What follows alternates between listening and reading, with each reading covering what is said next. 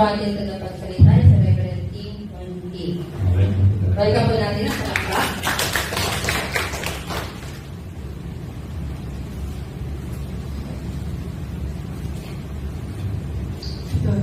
Tayo po'y manalangin. 하나님 감사합니다. Diyos Ama, maraming salamat po. 청소년교회로 인도하시고 오늘 강의 시간을 통하여 은혜나 드리고 원합니다. Maraming salamat po Diyos sa paggabay sa amin dito sa Chansumang Church. Church. And we hope receive the grace to this seminar. Nawa, tanggapin niyo po ang kalwalhatian sa pamagitan ng seminar. 영을 일곱 영을 부으사 전하는 자나 듣는 자가 하나님으로 생명의 말씀을 받을 수 있게 주여 도와주시옵소서. Please pour us by your Holy Spirit. Panginoon, puspusin niyo po kami ng iyong banal na Espiritu. Please let us know clearly. Palaman mo sa amin ang iyong kalooban. 예수님의 이름으로 기도드립니다. I pray to 아멘. the Dalangin ito'y sa pangalan ng aming Panginoong Jesucristo. Amen. 아멘. 할렐루야. Amen. 오늘 찬송의 기적이라는 말씀으로 함께 은혜 나누도록 하겠습니다. I want to share title is Miracle of Praise. At nais ko po ibahagi sa inyo ang himala ng pagpupuri. 오늘 함께 은혜 나누실 말씀은 사도행전 16장 25절 26절입니다. Open your Bible, Acts 16, 25-26. Buksan ko natin ang Biblia sa mga gawa, chapter 16, verse 25 to 26. 한밤중에 바울과 실라가 기도하고 하나님을 찬송하되 죄수들이 들더라. 이에 갑자기 큰 지진이 나서 옥터가 움직이고 문이 곧 다 열리며 모든 사람의 매인 것이 다 벗어진지라.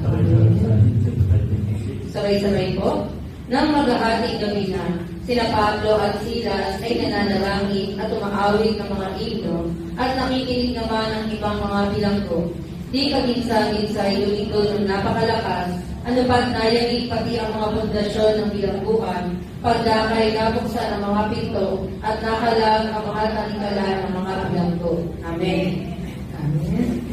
예배 전에 우리는 찬송을 통해서 마음의 문을 엽니다. Before we worship, we sing to the Lord and open our heart. Bago tayo sumamba, umawit tayo sa Panginoon at binubuksan natin ang ating puso. 네, 오늘도 우리는 예배로 마음의 문을 열었습니다. Even now, before we start with the praise time. Kahit po ngayon, bago natin simulan ng seminar, inumpisa natin ito ng pagbibigay kapurihan sa Diyos. Amen. 찬송은 하나님을 향한 고백이고 경배이고 감사이기 때문입니다. Praise or sing to the Lord is give thanks and worship and compassion to the Lord. Pagbibigay kapurihan sa Panginoon at ang pag-awit sa Panginoon ay pagpapasalamat at pagbibigay kapurihan at pagpapahayag sa ating Panginoon. 그 찬송을 하나님은 들으시고 그 가사의 고백대로 입술의 열매를 얻게 하십니다. And that is our singing. At ninatanggap ng Diyos ang ating pag-awit. And through our compassion, other than us to bear. At sa pamagitan ng ating pagpapahayag, ito ay namumunga. 네, 그러므로 찬송을 통해 치유가 일어납니다. So through the sing to the Lord and praise to the Lord, there is healing. At sa pamagitan ng pagbibigay kapurihan at pag-awit sa Panginoon ay may kagalingan. Amen. 마음의 상처가 위로를 받고 하나님의 인재가 일어납니다. And there is the presence of God and also there is comfort from God. At naroon ang presensya at naroon din ang pagkalingan ng ating Diyos. Amen. 문제가 있을 때 그 가사를 통해 우리에게 응답도 주십니다. Sometimes through the lyrics that answer our prayer. Kuminsan, sa pamagitan ng mga lyrics, tinutugon ng Diyos ang ating panalangin. Amen. 그래서 찬양은 곡조 있는 기도입니다. So praise the Lord and sing to the Lord is also a prayer with a melody. At ang pagbibigay kapurihan at pag-awit sa Diyos ay isang panalangin na melody. 하나님을 높여드리는 찬양은 최고의 경배 제사입니다. And praise God and sing to the God, which also wonderful worship to lift His name. At sa pamagitan ng pag-awit, ng pagbibigay kapurihan sa Diyos, ay isa sa panalangin kung saan ating itinataas ang pangalan ng ating Diyos. Amen. 이사야 43장 21절은 이렇게 기록하고 있습니다. 이 백성은 내가 나를 위하여 지었나니 나를 찬송하게 하려 함이라. Isaiah 43:21. Isaiah 43, verse 21. The people I formed for myself, that they may proclaim my praise. Sila'y nilalang ko at aking hinirang upang ako'y kanilang papurihan. Amen.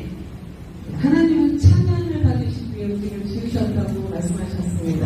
So this verse that created man for proclaim His praise. At sa pamagitan ng verse na ito, nilalang ng Diyos ang tao upang siya ay papurihan. 우리의 기도도 찬양도 우리가 평소에 하는 말도 하나님은 듣고 계십니다. So we have to remember our prayer, or our singing, and our speaking, always God listen. Kaya tandaan po natin ang ating panalangin, ang ating pag-awit, ang ating sinasabi ay naririnig ng ating Diyos. Amen. 네, 오늘 본문 말씀을 한번 들여다보겠습니다. So let's check the text. Sulitin po natin ang teksto ngayon. 네, 바울과 실라가 감옥에 갇혔습니다. This condition is Paul and Sila was in prison. At yung sitwasyong ito, si Pablo at si Silas ay nasa bilangguan. 네, 한밤중이니까 감옥이 전기가 있는 것도 아니고 얼마나 어둡고 습하고 캄캄했을까요? And that time is midnight. At nung time na yun ay ating gabi. And then there is walang kuryente. At nung panahon yun, wala pang kuryente. In jail, there are sobrang moisture. At di ba sa bilangguan, sobrang malamig. 그렇지만 바울과 실라는 하나님께 기도하고 찬송했습니다. But even in difficult condition, Paul and Sila praised God. Ngunit kahit nasa mahirap silang kondisyon, si Apostol Pablo at si Silas ay nagpupuri sa Panginoon. 환경이나 상황은 기도하거나 찬송할 수 있는 상황이 아니었습니다. Their condition is not to praise or pray to God. Yung kondisyon nila ay hindi pagbibigay kapurihan o panalangin sa Panginoon. 네, 그러나 그들은 찬송했습니다. But they don't share their condition, just to praise and pray to the Lord. Ngunit binaliwala nila yung kondisyon nila kundi sila ay nagbigay kapurihan at tumawid sa Panginoon. 그 찬송은 하나님만 듣는 것이 아니라 그 감옥에 있는 모든 죄수들도 함께 들었습니다. Not only can listen their praises, Hindi lamang narinig ang kanilang papuri. yung kasama mga prison who are in jail also listen how they sing to the Lord. Maging yung mga kasama nila sa bilangguan ay narinig kung paano sila umawid sa Panginoon. 절대 주권자 하나님이 들으신 기도는 응답이 있습니다. God, if we pray to God, surely He will listen and answer our prayer. At kung tayo'y mananalangin sa ating Diyos, tiyak na diringgin at tutugunin niya ang ating panalangin. Amen. 그럴 때 지진이 나고 옥토가 움직이는 초자연적인 기적이 일어난 것입니다. That time, suddenly there is earthquake Nung time na yun ay biglang lumindol. and foundations are shaken. At yung pundasyon ng bilangguan ay nasira. 감옥이 문이 열리는데 바울과 신라가 있는 감방문만 열린 것이 아니라 감옥 문이 모두 다 열렸다고 기록하고 있습니다. All of the doors are open in jail. At ang lahat ng pintuan sa bilangguan ay nabuksan. 또한 모든 사람의 매인 것이 함께 다 풀어졌다고 하였습니다. Also their chain or binding was broken. Maging ang pagkakatali nila o yung mga talikala nila ay nasira. 이처럼 찬송은 모든 멍에가 풀어지는 기적이 있습니다. So there is a power in singing to the Lord. Kaya may kapangyarihan ang pag-awit sa Panginoon. Our chain or our burden will be broken. Ang ating mga alalahanin ay masisira. 찬송하는 사람들뿐만이 아니라 그 주변에 있는 사람들도 함께 그 매인에서 풀어졌습니다. And not only singers, those who listen to sing to the Lord will also be free. At hindi lamang yung umaawit, kundi maging nakikinig sa pag-awit ng kapurihan sa Panginoon ay magiging malaya. 찬송하는 분들은 건강합니다. Then a singer or those who sing to the Lord good health. Ang mga awit, no, yung mga umaawit sa ating Panginoon, dapat sila ay may maayos na kalusugan. 늘 찬송의 제사로 예배를 드리기 때문입니다. Because every moment they worship to God through their singing. Sapagkat palagi sila ay sumasamba sa Diyos sa pamagitan ng kanilang pag-awit. 시편 69편 30절 31절에 보면 내가 노래로 하나님의 이름을 찬송하며 감사함으로 하나님을 위대하시다 하리니 이것이 소 곧 풀과 굽이 있는 황소를 드림보다 여호와를 더욱 기쁘시게 하는 것이다. Psalm 69, 30, 31. Mga awit 69, verse 30 to 31. Awit 69, 30, 31.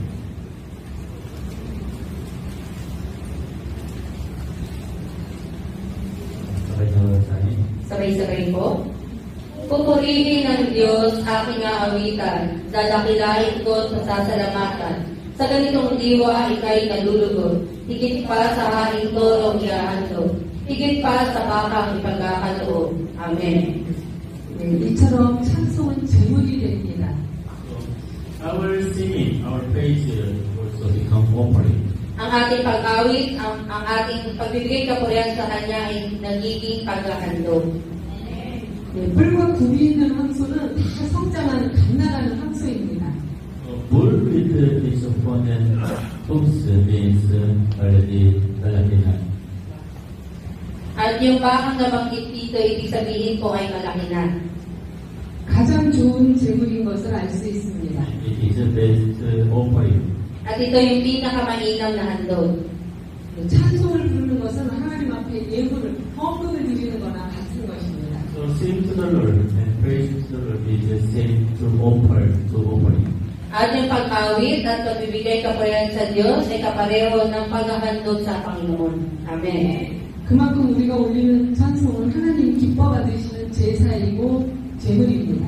So it shows through our praising and singing, we make God to be pleased. At ipinapakita po ito sa pamagitan ng ating pag-awit, pagbibigay kapurihan sa Diyos, siya po ay nalulugod. Amen. 여러분도 찬송의 제사와 제물을 많이 올려드리시기 바랍니다. I bless in the name of Jesus Christ. So in your life, many offering through praise and singing. Pinagpapala kita sa pangalan ng Panginoong Jesucristo na sa iyong buhay, ikaw ay maghahandog ng marami sa pamagitan ng pag-awit at pagbibigay kapurihan sa Kanya. Amen. 그러므로 하나님의 인자와 축복이 또 막힌 다음에 허물어지는 기적을 체험하시기 바랍니다. So through your singing, through your praising, you will experience how God works for you. At sa pamagitan ng iyong pag-awit, pagbibigay papuri sa Kanya, makikita mo kung paano kikilos sa iyo ang Diyos. Amen. 바울과 신라처럼 기도와 찬송으로 본인의 문제뿐만이 아니라 주변에 있는 가족과 친지와 형제 자매들의 모든 문제가 함께 풀어지는 역사를 체험하시기 바랍니다. I hope you will experience like Paul and Sila through your prayer and singing. Not only your problem, your neighbor or relative and this problem also will be solved. At nawa sa pamagitan ni Apostol Pablo at ni Apostol Silas, sa pamagitan ng iyong pag-awit, hindi lamang ikaw, maging ang iyong pamilya at ang iyong kapitbahay ang magbibigay kapurihan sa Diyos. Amen. 성경에는 찬송을 통하여 참 많은 놀라운 이야기들이 많이 기록되어 있습니다. There are so many miracles was recorded in the Bible through singing. Napakaraming himala ang naitala sa Biblia sa pamagitan ng pag-awit. 역대하 20장 21절을 보도록 하겠습니다. 백성과 더불어 운동하고 노래하는 자들을 택하여 거룩한 예복을 입히고 군대 앞에서 행진하며 여호와를 찬송하여 이르기를 여호와께 감사하세 그의 인자하심이 영원하도다 하게 하였더니 그 노래와 찬송이 시작될 때에 여호와께서 복병을 주어 유다를 치러 온 암몬과 모압과 세일산 주민들을 치게 하심으로 그들이 패배하였으니. Second King 20, 21, 22. Ikalawang Hari, chapter 20, verse 21 to 22. 인간은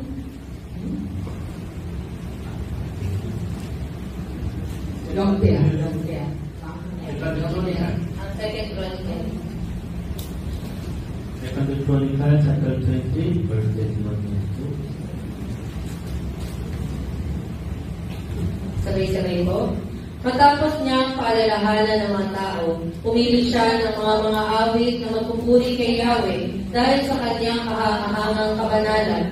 Ang mga ito ay inilagay niya sa unahan ng hukbo at habang ay umaawit. Magpasalamat kayo kay Yahweh sapagkat ang kanyang pag-ibig ay walang kanilang awitan ay marinig ng mga kaaway. Ginulo sila ni Yahweh.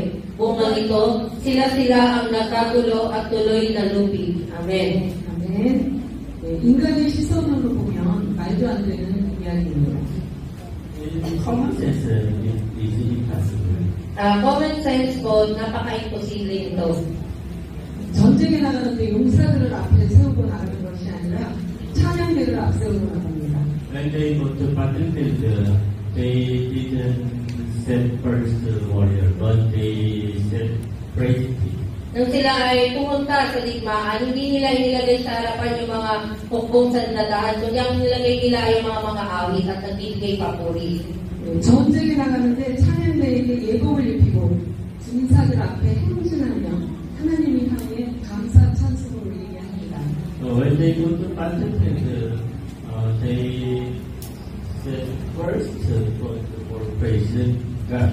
Nung pagpunta po nila sa digmaan, ang una nilang inilagay din sa kanilang hukbo ay ang mga awit at nagbibigay kapurihan sa Diyos. Amen.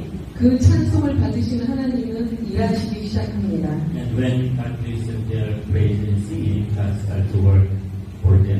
At nung narinig ng Diyos ang kanilang pag-awit at pagpupuri sa Kanya, nagsimula ang Diyos kumilos sa kanila. 찬송이 시작될 때 하나님이 복병을 주셨다고 기록하고 있습니다. And verse 22 say, as they began to sing and praise, the Lord set ambushed against the men of Ammon and Moab and mountain Seir, who are invading. Kaaway, ginulo sila ni Yahweh. Bunga nito, sila ang nagkagulo at tuloy na lupi. Amen. 이것이 찬송의 힘입니다. It is the power of miracle of praise and singing. At ito po ang kapangyarihan ng himala sa pag-awit at pagbibig. 성경을 찾으면 한없이 많은 찬송의 기적들이 기록되어 있는데 우리가 사무엘상 16장 23절로 한번 더 가보겠습니다. Let's check another verse, 1 Samuel Unang Samuel 16장 23절. 16:23. 16:23. It also recorded for great miracle to praise God. At ito ay naitala yung malaking himala ng Diyos sa pamamagitan ng pagpupuri sa Diyos. 1 Samuel 16:23. Sabay-sabay. Katuwing susumpungin si Saul, tinutugtugan siya ni David sa pamamagitan ng alpa. Dahil doon, si Saul ay naaaliw. Umalis sa kanya ang masamang espiritu at siya'y gumagaling. Amen. 아멘. 네, 사울에게 악령이 들렸을 때 다윗이 수금을 타니 악령도 떠나가는 역사가 일어납니다.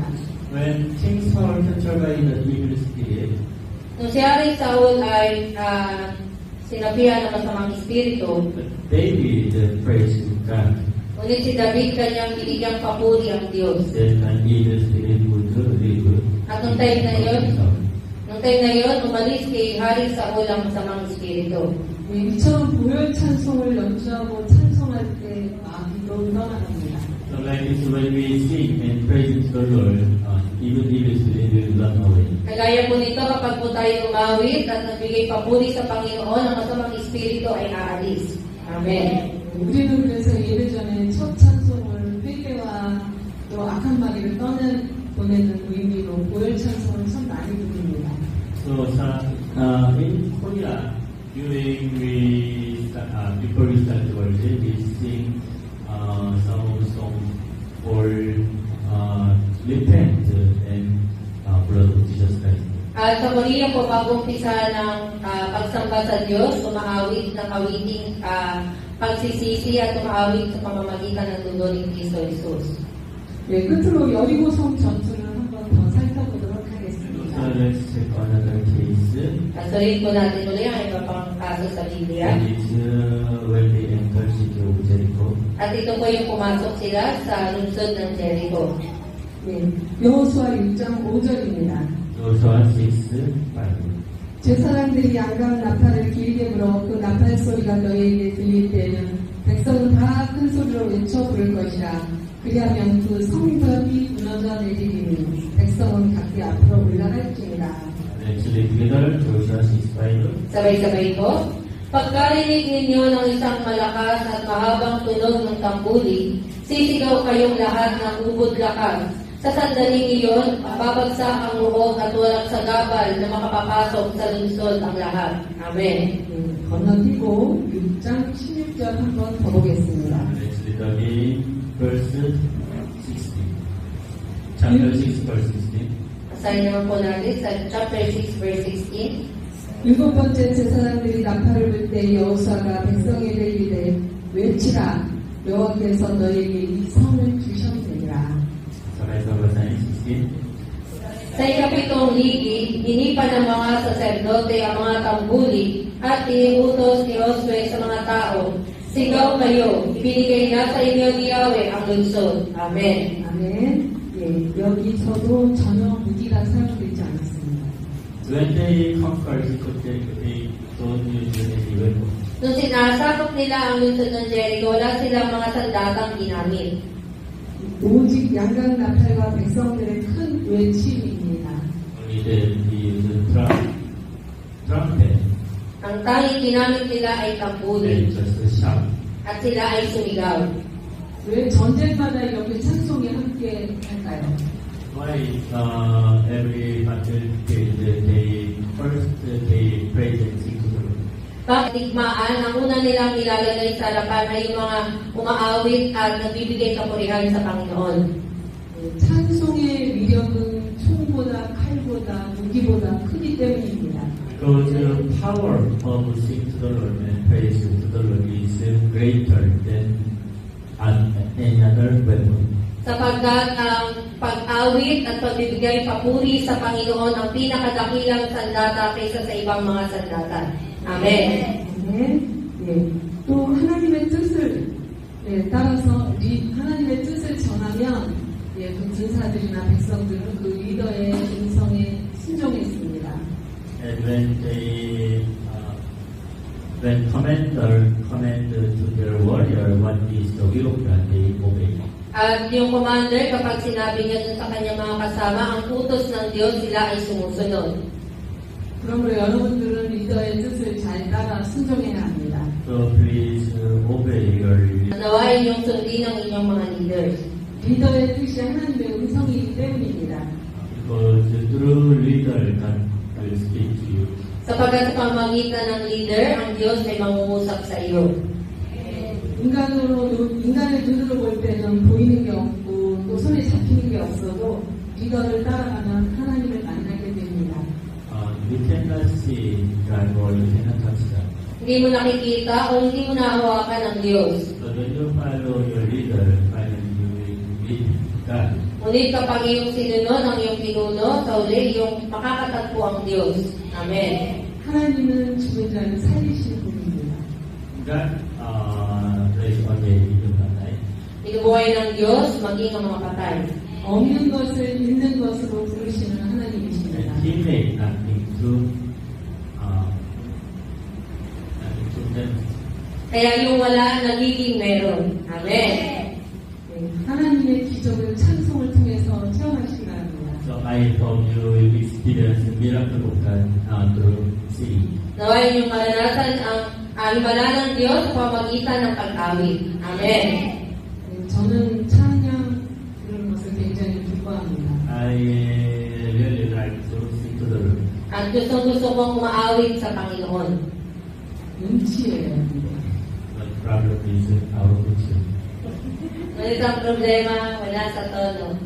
달란트는 없지만 찬송 부르는 것은 굉장히 But 중요합니다. even though I don't have talent to sing, but I like to sing to the Lord. Ngunit kahit wala kang talento sa pag-awit, gusto kong umawit para sa Panginoon. Amen. 매일 저녁마다 1시간씩 찬양을 부릅니다. Every evening, isang oras ay siguro. Kada gabi, isang oras akong umaawit sa Panginoon. 가끔 기도가 막힐 때도 찬송을 통해서 회복이 이루어집니다. Sometimes it's very difficult to pray, but I just pray, I just sing to the Lord instead of prayer. Kuminsan, napakahirap manalangin sa Panginoon. Ngunit, imbis na manalangin ang ginagawa ko po, umaawit ako ng panalangin sa Panginoon. Amen. 기도가 잘 안 될 때 1시간 정도 찬양을 하고 나면 기도가 자연스럽게 불이 올라옵니다. So sometimes it's very difficult to pray, but so I just sing first, and after singing, I can pray. Kuminsan, napakahirap manalangin. Ngunit bago ko mag-umpisang manalangin, umaawit ako sa Panginoon bago ako nananalangin. 그래서 그런지 몰라도 저는 하나님이 찬양을 통해서 많은 메시지를 주십니다. So through my experience, through the singing, God answered many times my prayer. At sa pamagitan ng aking karanasan, sa pamagitan ng aking pag-awit, maraming beses na tinugon ng Diyos ang aking panalangin. Amen. 새벽에 일어나면 눈 뜨자마자 제일 먼저 찬송이 내려옵니다. So when I wake up early in the morning, first I sing to the Lord. At tuwing umaga po, pag-gising ko, una kong ginagawa ay umaawit sa Panginoon. 그래서 아침에 눈 뜨면 제일 먼저 하는 일이 검색을 합니다. 이 찬양의 가사를 확인하기 위해서. And sometimes I listen some of kanta and I search what is the kanta of this. At kuminsan, nakikinig ako ng ibang mga kanta. Pagkatapos, hinahanap ko kung ano yung nilalaman nito. 그 가사를 다운받아서 앨런에 전하게 놓습니다. I say yung lyrics of this kanta. At sinesave ko yung lyrics ng kanta. 그래서 수시로 그 가사를 낮에도 들여다보면서 오늘 내게 하나님이 이 말씀을 주셨구나 하면서 기도합니다. And I check anytime I check the meaning of the lyrics and I take the message from them. At palagi po, pag hinahanap ko po yung kahulugan ng lyrics, sinasabi ko ito yung mensahe sa akin ng Diyos. 내 휴대폰 갤러리에는 사진보다 매일매일 받아놓은 가사들이 가득합니다. Sa my cellphone, sa gallery, more marami yung lyrics than picture. Sa cellphone ko sa gallery, mas marami yung mga lyrics ng awitin kaysa sa mga picture. 그래서 저는 하나님을 만나는 통로가 찬송입니다. So I believe the way to meet that is singing. At naniniwala ako na ang paraan upang makatagpo ang Diyos ay sa pag-awit. 하나님은 여러 가지 방법으로 각 사람의 성향대로 말씀하십니다. God speaks to us, but it is not to be sometimes. Ang Diyos ay nangungusap sa atin, ngunit hindi lamang sa isang kaparaanan. Through this thousand condition, God speaks through prayer or through singing, through other thousand messages. At sa pamamagitan ng pagdurusa ng isang tao, problema, ang Diyos ay nangungusap sa kanya sa pamamagitan ng awitin, sa pamamagitan ng panalangin at ng mensahe ng iba. 여러분도 하나님과 만나는 나와의 통로를, 자기만의 통로를 찾아야 합니다. So you also should found how you will meet God. Kaya dapat mahanap mo rin kung paano mo makakatagpo ang Diyos. 각 사람에게 그 사람의 성향대로 하나님을 만나주십니다. Through your character, this way you will be different. Sa pamagitan ng iyong karakter, mahanap mo yung kaparaanan. Amen. 여러분들은 소명받은 하나님의 예비주의 종들입니다. You are called by God. Ikaw ay tinawag ng Diyos. Amen. 하나님의 음성을 들을 수 있어야 합니다. And you will be servant of God. At ikaw ay magiging lingkod ng Diyos. You have to find a way to listen to the voice of the Lord. At dapat mahanap mo ang daan para marinig ang tinig ng Diyos. Amen. 그 음성을 직접 들을 수 없으면 리더의 음성에 따라야 합니다. You cannot listen to the voice of the Lord directly. Kung hindi mo direktang maririnig ang tinig ng Diyos, Just obey what your leader says. sumunod ka kung ano yung sinasabi sa iyo ng leader. 순종이 제사보다 낫다고 하였기 때문입니다. Obedience is better than sacrifice. Ang pagsunod ang pinakamainam kaysa sa haing handog. Amen. 여러분도 하나님의 음성을 들을 수 있는 코드를 찾아서 하나님의 축복을 넘치도록 받으시고 하나님 앞에 크게 쓰임 받으시기 바랍니다. I bless you in the name of Jesus Christ. Find the way to listen the voice of the Lord and you will be blessed. Pinagpapala kita sa pangalan ng Panginoong Jesucristo na iyong mahahanap na marinig ang tinig ng Diyos at ikaw ay pagpapalain. Amen. 네, 기도하겠습니다. Let's pray. Tayo po'y manalangin. 하나님 감사합니다. Father God, thank you so much. Sa Diyos Ama, maraming salamat po. 예, 오늘 찬송의 기적이라는 주제를 가지고 함께 은혜를 나눴습니다. We share the grace through the miracle of singing to the praise to the Lord. Binahagi namin ng Diyos ang biyaya sa pamagitan ng himala sa pag-awit sa iyo. 이곳에 모인 모든 분들이 찬송으로 성령의 충만함을 받게 하여 주시옵소서. Lord, please fill us by your Holy Spirit when we sing to the Lord. Ngayon, tutusin mo po kami ng banal na Espiritu kapag kami umawit sa iyo, Panginoon.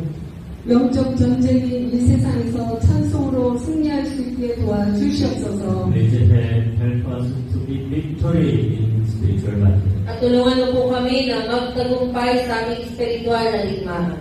전투 현장인 세상에서 성령 충만한 찬양으로 하나님 앞에 영광 돌릴 수 있는 모든 분들에게 도와주시옵소서. Help us to give glory to you in spiritual battle. Tulungan mo po kami, O Diyos, na makapagbigay kalwalhatian sa iyo sa aming espiritual na pakikipagdigma. 마귀는 두루다니며 삼킬 자를 찾는다고 하였습니다. Satan looking for now who can devour. Si Satanas ay mahanap ng tao na mababagsak. 찬송으로 악한 마귀도 물리칠 수 있는 힘을 갖게 하여 주시옵소서. Please give us power to overcome Satan through singing to the Lord. Tulungan mo po kami na bigyan mo po kami ng kapangyarihan na mapagtagumpayan si Satanas sa pamagitan ng pag-awit sa iyo, Panginoon. 예수 그리스도의 이름으로 기도드렸습니다. I pray. Ang dalangin ito ay sa pangalan ng aming Panginoong Jesucristo. Amen.